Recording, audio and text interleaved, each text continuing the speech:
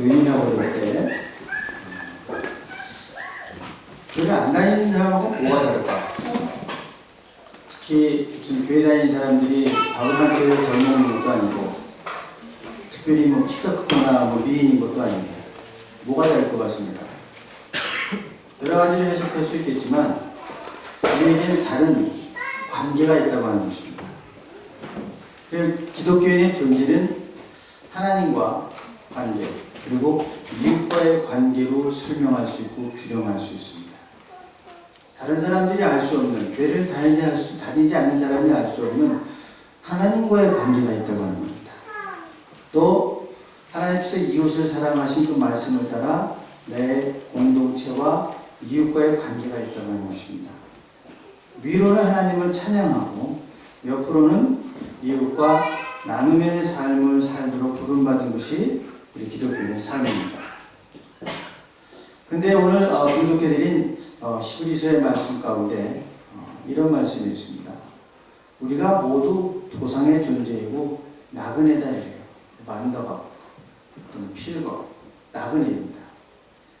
그래서 세상을 지나가는 나그네다라는 존재로 묘사하고 있다고 하는 것입니다. 바로 오늘 읽어드린 히브리서 13장 15, 16절 바로 앞에 14절을 보면 무슨 말씀이냐면 우리가 영원히 머물 것도 없지만 영원히 소유할 것도 없다. 이 땅에는 우리의 영원한 도성이 없다. 이런 얘기입니다. 한국에서 읽으면 한국 사는 사람들은 이게 사실 실감이 나지 않습니다. 그 조그만 땅에 그것도 내 고향도 있고 또 뭐 경상도나 전라도나 뭐 자기 고향이 다 있다고 생각해서 그게 우리 땅인 것처럼 생각을 하고 서울 사람은 서울이 자기 땅인 것처럼 생각하고 경상도는 경상도가 자기 땅인 것을 생각합니다. 독일로 오신 분들은 좀 다릅니다. 가끔 저희들이 청소년 수양이나 또 우리 수양에서 묻습니다. 고향이 어디시냐고. 고향이 어디세요?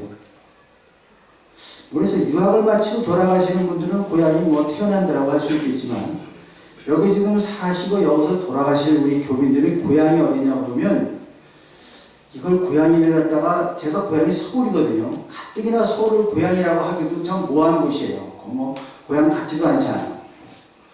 그러다가 고향을 서울이라고 하기는 제 서울 잘 몰라요. 서울가 완전 촌놈이거든요.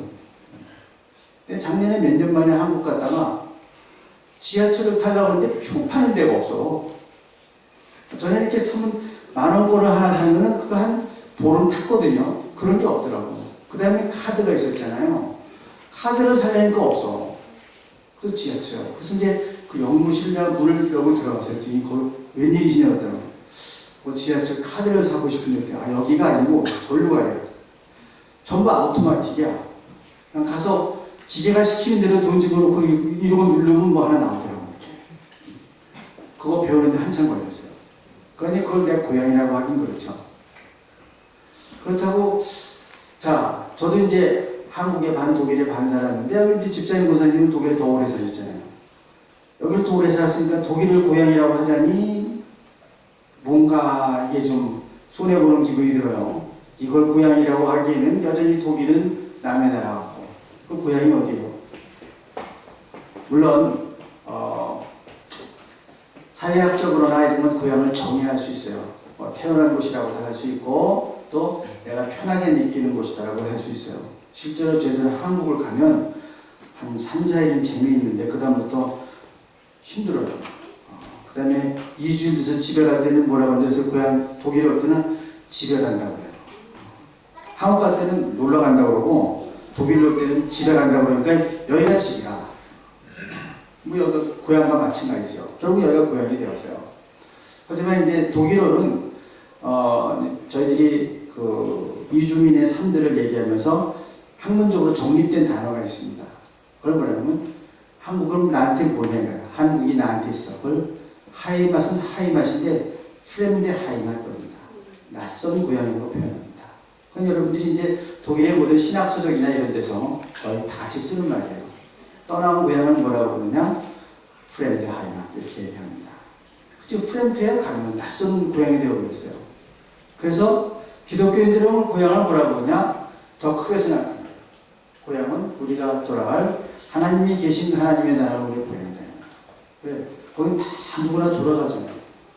거기 싫다고 빠져나갈 사람도 없고 피해갈 사람도 없어서 거기 고향이라고 생각합니다. 그래서 이 땅엔 우리가 영원히 머무를 수 있는 도성이 없다. 아, 난 서울이 좋다. 서울에 영원히 머무를 수 있는 사람도 없습니다. 나는 뭐 독일이 좋다. 거기 머무를 사람도 없어요. 다만 내가 고향에 돌아갈 때까지 내가 최선을 다해서 살아가는 그 곳일 뿐이지, 장소일 뿐이지 영원한 고향에는 없다. 그래서 우리는 마치 나그네와 같다 이런 얘기입니다. 나그네와 같다. 자, 오늘 아침에도 눈을 뜨면서 나그네의 길이 시작되었습니다. 새로운 사람들을 만나고 새로운 경험을 하고 새로운 생각을 하고 새로운 결정을 하고 때로 기뻐하고 슬퍼하고 분노하고 사랑하고 미워하는 등등 그렇게 10년, 20년, 70년, 80년의 긴 나그네 길에서 여행을 시작을 한 것입니다. 우리가 어떤 도시를 여행하게 되면 여러분 어떻게 생각하십니까? 내가 이번에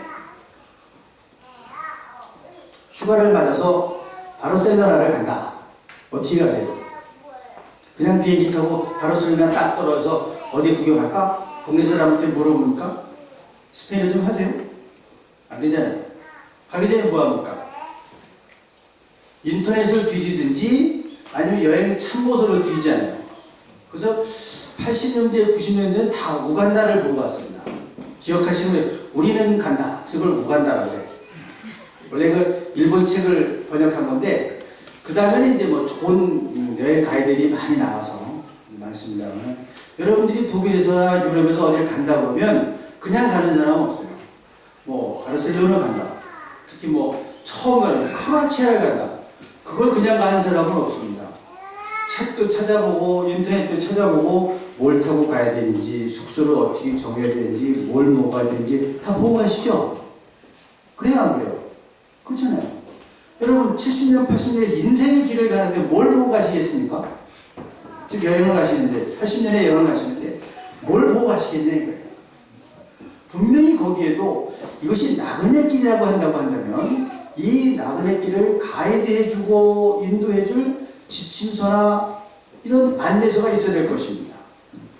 그런 것처럼 오늘 이 성경에 있는 말씀들도 마치 우리 인생의 나그네 길 여행의 지침서라고 할 수 있는 것인데 이 나그네 길에서 우리의 삶을 인도하시는 그 말씀은 우선 우리의 증거하는 입술로 찬양의 제사를 드리고 그리고 선한 일을 하고 나눔의 삶을 살라는 것이 오늘 시몬스의 말씀입니다.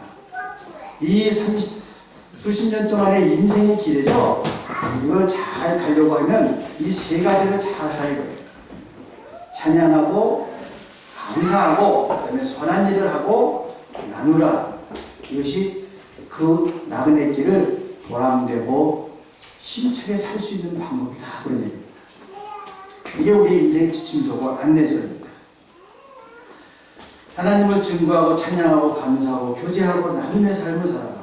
이 말씀이 우리 삶의 여행길에서 지켜야 되는 안내서이기도 하고 가이드이기도 하고 안내 표지판이기도 했습니다. 오늘 우리 제단을 아이들과 함께 이쁘게 장식을 했습니다. 한 해 동안 우리에게 주신 식물이 결실을 맺어서 하나님께 감사하는 예비도 드립니다.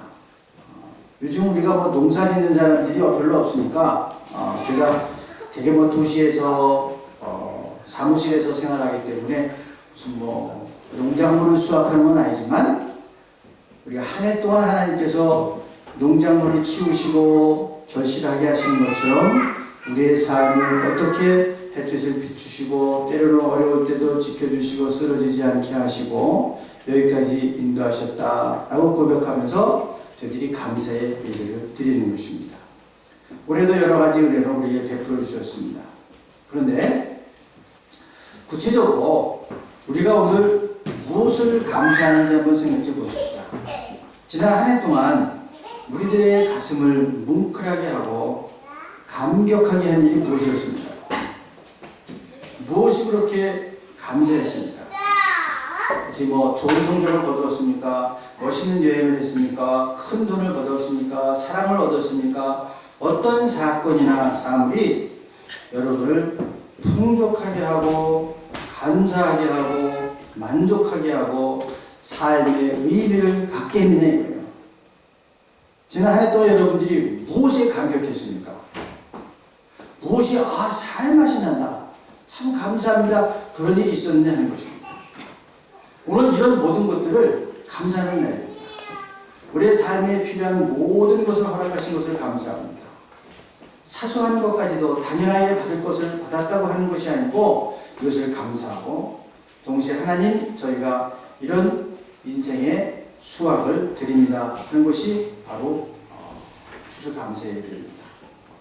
참 신약성서에는 히브리서만이 기독교인을 세상의 나그네라고 표현하고 있습니다. 이 세상에 사는 동안은 우리가 영원한 이방이며 나그네인 것입니다. 세상의 삶은 언제나 일어나서 떠나야 하고 어디론가 향해 정처 없이 발길을 옮겨야 되는 나그네 길과 같습니다. 가만히 있을 수가 없어요. 오늘도 일어나서 어디론가 가셔야 됩니다. 예배 끝나면 또 어디론가 가셔야 되고요. 또 어디론가 끊임없이 움직이고 가야 됩니다. 이게 실감이 가는 게 진짜 한 것은 까미노라고 그러는데 독일어는 야콥스백이라고 그러고 야고보 성지순례라고 그 길입니다.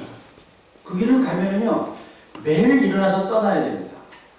그냥 어렵게 걸어서 겨우 숙소 찾아서 알베르게 들어가면 거기서 씻고 저녁 먹고 자고 새벽 4시, 여름에는 4시 반이면 일어나서 떠나요. 그리고 그 순례자 숙소에 이틀을 머물 수가 없습니다. 무조건 떠나야 돼요. 처음에 들어갈 때 순례자 숙소는요 수도원에서 하면은 무료예요. 그냥 도네이션 스탠딩만 하면 돼요. 그리고 시에서 하는 데는 한 3유로 정도 해요. 하룻밤 자는 거예요. 그 샤워도 하고 침대도 있고, 물론 먹는 건 제가 사 먹습니다. 그리고 프리바트로 들어가면 한 7유로 합니다. 그러니까 뭐 자는 게 돈이 없어 못 자진 않아요. 그런데 문제는 뭐냐면 하룻밤만 잘 수 있어. 그리고 그날은 무조건 떠나야 돼. 안 떠나고 그냥 묵을 수도 없지만 묵겠다고 하면은 제대로 숙박비를 다 내야 됩니다. 30유로를 내든지 40유로를 내든지 다 내야 돼요. 그래서 무조건 떠나야 예외는 있습니다. 부상을 입었거나 아픈 사람은 병이 날 때까지 있을 수는 있어요. 그러나 그냥 보통 사람들은 무조건 해 뜨면 다 떠나야 돼요. 10시 전에 다 나가고 그 다음에 거기 다 청소하면 1시부터 또 새로운 순례자들이 또 들어옵니다. 굉장히 고달프게 일하시는 분들이. 그래서 보통 독일에서 그 일 가는 사람들이 한 달 반이면 체인지를 해줘야 돼요. 아주 힘이 들어서 계속 못합니다. 그렇게 되는데 순례자는 게 뭐냐면 매일 아침 떠나는 사람들이에요. 우리도 매일 떠나가는 삶을 살고 있습니다. 어디에서 떠나서 어디로 가는지 예상을 할 수 있지만 보장은 할 수 없어요. 어디로 가야 될지. 그건 정말 모르는 거예요. 정처 없는 발걸음을 옮겨는 나그네 같습니다. 그런데 이러한 나그네의 삶에서 우리를 지탱해주고 지지해주는 그 힘이 무엇일까? 그것이 서로 감사하고 찬양하고 서로 선한 일을 하라고 하는 것입니다. 이것이 우리를 지탱해줄 수 있다고 하는 거예요. 여러분 생각하기에는 도대체 그 800km를 40일 동안 걸어가면 뭘 할까 싶죠? 상상해 보세요. 이 멀쩡한 사람들이 40일 동안은 800km를 걸어간다는데 도대체 뭘 하는 걸까? 뭘 할 것 같아요? 이 성경 말씀 그대로입니다.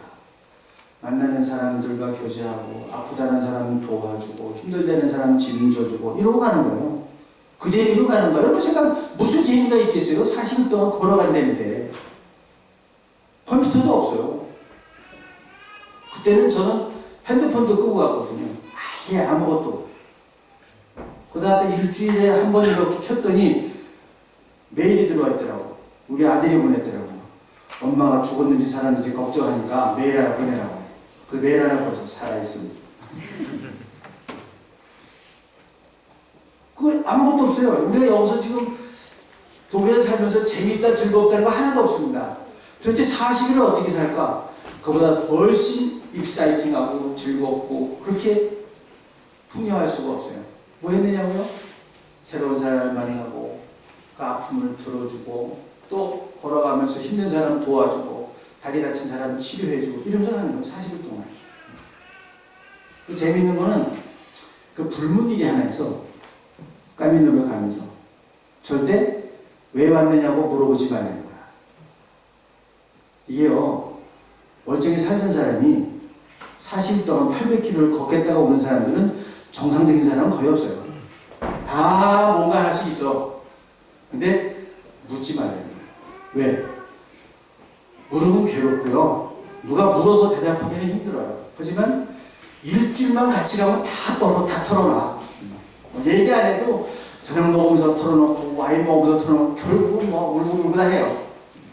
일주일도 안 가는 거 그냥 3, 4일만 가면 다 얘기하더라고요. 참 여러 사람 만났어요.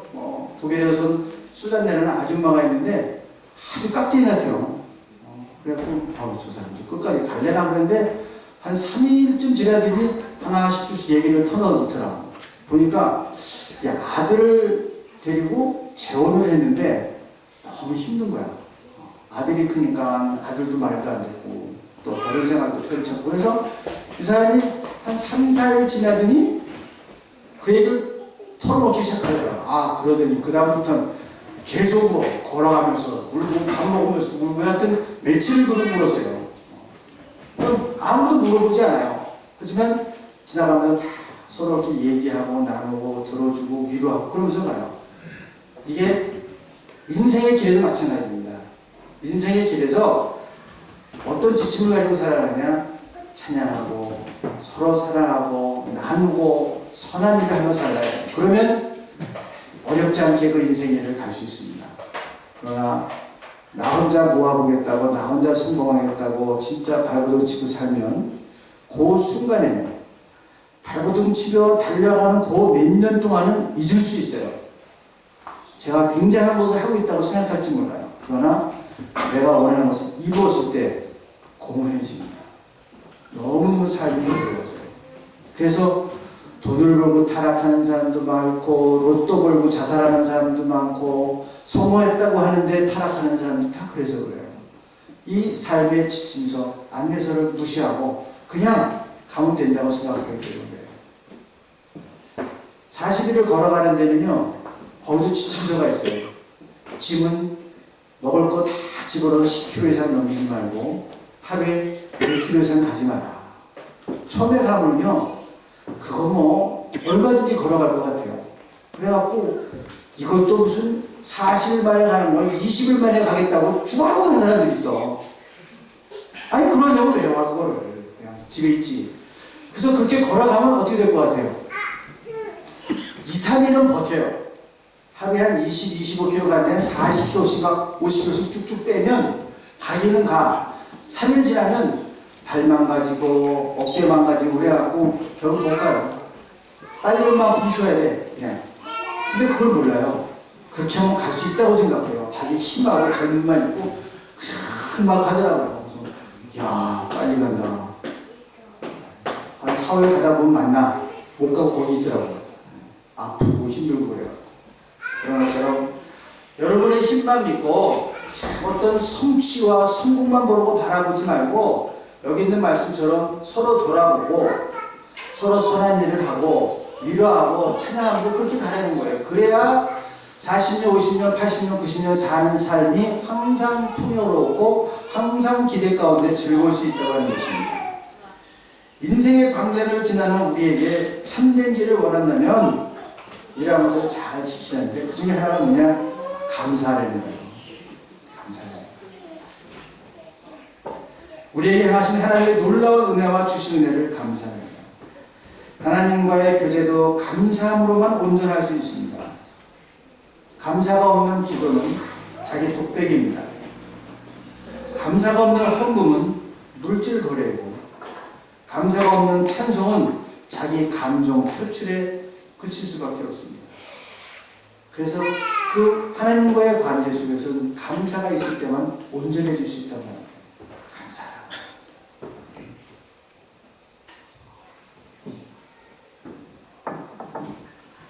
주일날 여러분 예배를 드리러 올 수 있는 것도 참 감사한 일입니다. 병원에 있어서 못 오시는 분들 있거든요. 꼭 주일 예배를 가고 싶은데 나갈 수가 없어요. 병원에서. 주일날 예배드리는 게 얼마나 감사한 일인지 모릅니다. 여기서 우리가 같이 이렇게 성도의 교제를 나눌 수 있도록 감사한 일입니다. 참, 오늘도 제가 düsseldorf를 가면 한국으로 보내야 되는 교우가 있습니다. 생각하면 자꾸 가슴이 미어져요. 정말 열심히 신앙생활하고 같이 잘했었는데 말기암이 돼서 이제 치료를 받으러 한국을 가야 돼요. 다시 볼 수 있을지 없을지 모르겠어요. 우리가 이곳에서 이렇게 얼굴을 마주대고 예배드릴 수 있었다고 하는 것만도 그냥 그것만으로 감사한 겁니다. 이 감사가 있어야 하나님과의 관계가 온전한 관계가 될 수 있다고 하는 것입니다. 지극히 작은 것을 들고라도 감사하는 거예요. 여러분 들어서 아시는 아주 좋은 말씀 있죠? 촛불을 보고 감사하는 자에게 하나님은 전등불을 주시고 전등불을 주신 것을 감사하는 자에게 하나님께서 달빛을 주시고 달빛을 보고 감사하는 사람에게 하나님은 햇빛을 주시고 햇빛을 보고 감사하는 사람에게 영원히 사라지지 않는 생명의 빛을 줄 것이다. 작은 것부터 감사하는 것입니다. 이 감사야말로 인생을 온통 기적으로 만드는 은총입니다. 나를 낳으신 부모님께 감사할 때 자기 생애에 대한 감사가 시작이 됩니다. 자기 존재에 대한 감사가 시작될 때 새로운 삶이 시작될 수 있습니다. 불평하기로 하면 온통 불평할 것밖에 없습니다. 뭐가 없고 뭐도 모자라고 뭐도 없고 목회하는 저도요 불평하려고 그러면 우리 독일에 있는 우리 한인교회는 죄다 불평할 것밖에 없어요. 일만 할 때쯤 되면 가지요. 공부 좀 잘한다 싶으면 뭐 한오버 가고 뭐 짤집으로 가지요. 성가대 봐. 졸지에 마음이 줄었어. 왜 이렇게 공부들을 잘해? 처음 다 갔어요. 합격들은 원래 이렇게 합격도 잘하는지 몰라. 한 1, 2년 있다 내가 합격했는데 뭐 오자마자 한 학기 만에 다 붙어서 불평하려고 그러면 한이 없어요. 이 한인교회도요. 그러나 인고 허락하고 하신 것만 해도 저는 감사한 거예요. 우리가 이렇게 모여서 예배할 수 있는 공간이 있고 일할 수 있는 손길이 있고 기도하는 손길이 있고 그것만 얼마나 감사할 수 있느냐. 불평은요 불행해지는 지름길이고요 감사는 행복해지는 지름길입니다. 감사할 수 있어요. 자, 그런데 우리가 항상 이렇게 삶에 즐거운 일이 있어갖고 감사할 수 있는 건 아닙니다. 병석이 있을 때도 있고요. 심령이 상하고 가슴 아픈 일로 애통해하는 사람도 있습니다. 그런데 이렇게 고통스럽고 억울한 일도 우리가 감사할 수 있는 것은 세상에는 이것을 들어주고 이해할 사람이 없을지 모르지만 이걸 우리가 애통하고 외칠 때 들어주시는 분이 있다고 하는 것입니다. 입을 다물고 버티다가 쓰러지는 것이 아니라 그 하소연과 아픔을 들으시고 같이 아파하시고 치유하시고자 하시는 하나님이 살아계신 하나님이라고 하는 것입니다. 그래서 찬양하고 감사하고 고백하는 입술에 열매를 드리자고 하는 것입니다. 하나님을 찬양하는 사람은 그분의 살아계심을 잊을 수가 없고 그것만으로도 우리는 감사할 수 있는 것입니다. 우리의 기도를 듣고 우리의 애통하는 마음을 들어주는 분이 있으시다고 합니다. 심리학에서는요 자살을 그렇게 얘기합니다. 자살하는 사람의 심리가 뭐냐 그랬더니 그걸 빨리 해보라고 그래요. 살자. 자살을 빨리 하면 살자가 돼.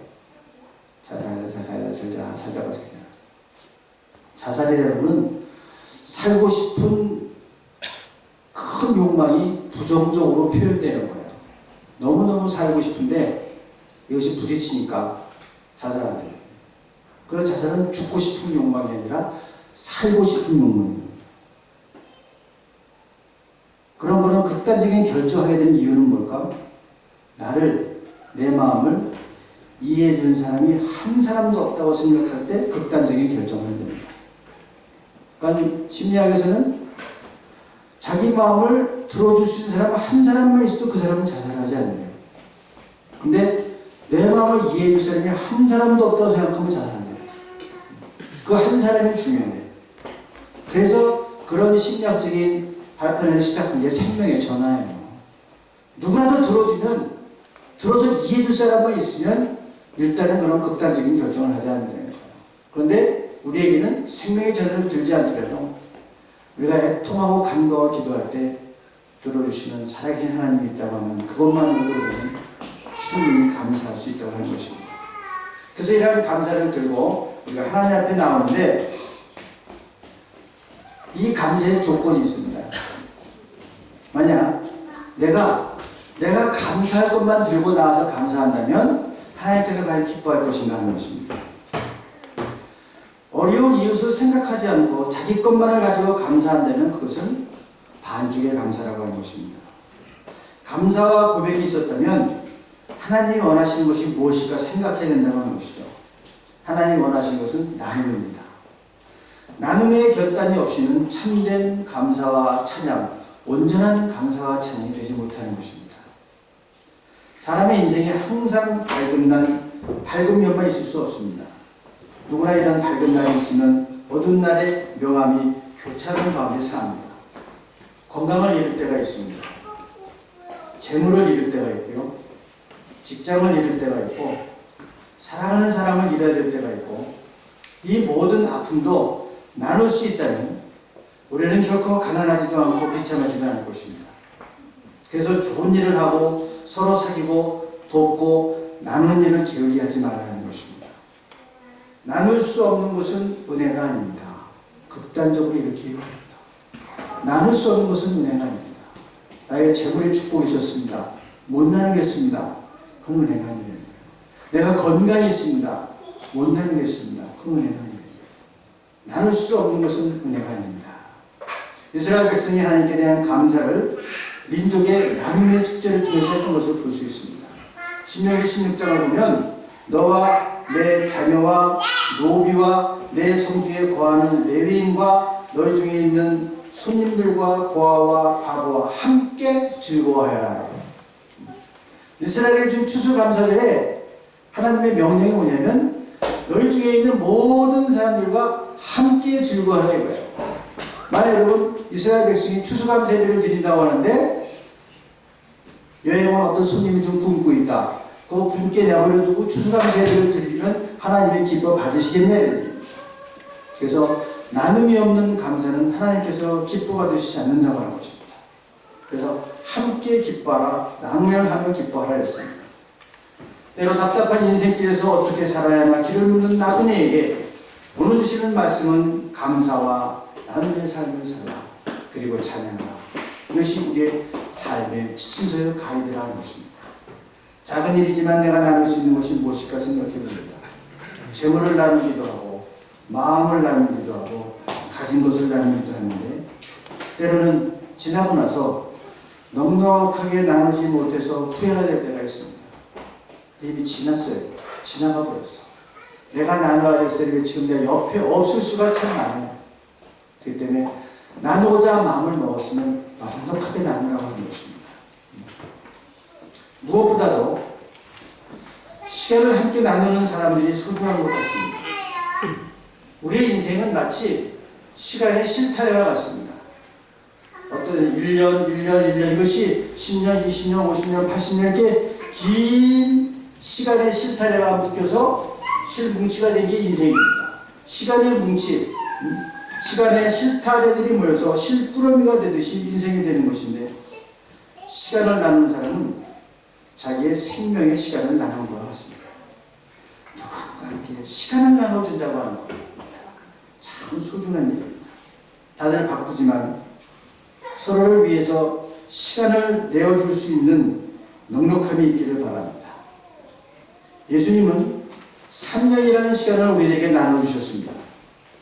근데 그 3년으로 인해서 모든 인류 수많은 사람들에게 수많은 고통들로부터 우리를 구해주시고 우리가 엄청난 그 나눔의 축복을 주셨습니다.